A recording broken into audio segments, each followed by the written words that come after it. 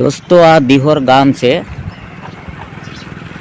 દિહોરની નદી અને નદીને નાળું છે, નાળાથી છે જ આગળ આ ગામમાં રસ્તો વહી ગયો. હવે અહીંયા આ એક ઝૂંપડી બતાવી છે તમને. આ ઝૂંપડીમાં એક કાકા રહે છે. હવે એની પરિસ્થિતિ તમે જુઓ, એકદમ ખરાબ પરિસ્થિતિમાં જીવન જીવે છે. કાકાને કોઈ આધાર છે નહીં, હાવ નિરાધાર છે, એકલા.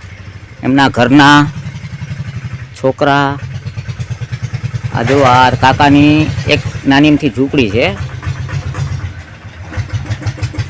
અને એ ઝૂંપડીમાં કાકા કેવું જીવન વ્યતીત કરે છે. હવે આપણે પૂછીએ કે એમને શું તકલીફ છે. આ કાકાની હાલત જો, આ એમના ઘરની હાલત છે. આ એમનું ઘર છે, અંદર કોઈ સુવિધા નથી. મતલબ કાકા શું નામ તમારું? મારું નામ મકનભાઈ સાદુલભાઈ ગોહેલ.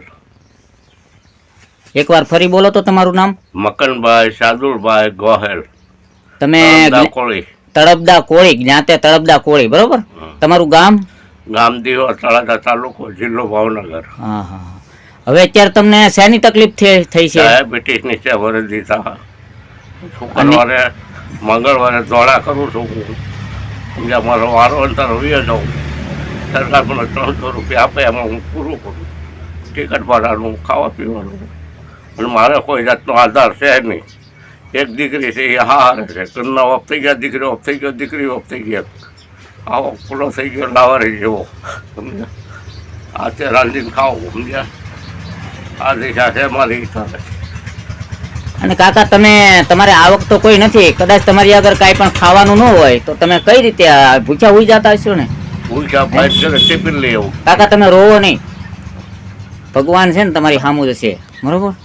ભગવાન બધું સારું કરશે તમારું, બરોબર? હવે આ કાકાની પરિસ્થિતિ એવી છે કે એમને ડાયાબિટીસનો પ્રોબ્લેમ છે અને દવાખાને એકાંતરે ને એકાંતરે જાય છે. એમની આગળ ટિકિટ ભાડું ન હોય, બરોબર છે? પછી પૈસા ન હોય તો એ વાહનમાં ટીંગાઈને ગમે એને કોકને હાથ અધર કરે, કોઈ રાખે ન રાખે. હવે હું છે ને રાજપરાથી આમ પાલિતાણા બાજુ જતો હતો, રસ્તામાં કાકા બેઠા હતા. મેં કીધું આવવું છે એટલે કે હા આવવું છે. મેં બેહાડ્યા એટલે પછી ઊભા થયા ત્યારે મને ખબર પડી કાકાની તબિયત ખરાબ છે.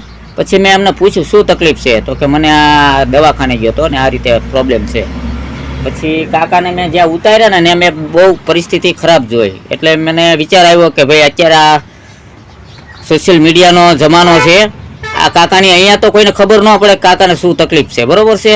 હવે આપણા સમાજમાં ઘણા એવા દાતાઓ છે મોટા મોટા કે જેને ખબર નથી કે આ પરિસ્થિતિ છે. એટલે મેં કીધું ભાઈ જો ધર્મ, જાતિ, ભેદભાવ ભૂલીને અને આપણે આવા નિરાધાર, આધાર વગરના જે માણસ હોય એને તકલીફ છે, બરોબર છે? તો એમને મદદ કરીએ ને ભાઈ, ફૂલ નહીં તો ફૂલની પાંખડી. હવે આ વિડીયો જોઈને છે ને જે કોઈને કાકાની જો તમને હૃદયમાં કંઈ લાગણી વ્યક્ત થાય તો કાકાને જરૂર મદદ કરજો. અને આ વિડીયો છે ને મોટા નેતા સુધી પહોંચવો જોઈએ કે ભાઈ આ ગરીબ માણસોની શું પરિસ્થિતિ છે, કઈ રીતે જીવન જીવે છે એ, બરોબર છે? બસ, જય માતાજી.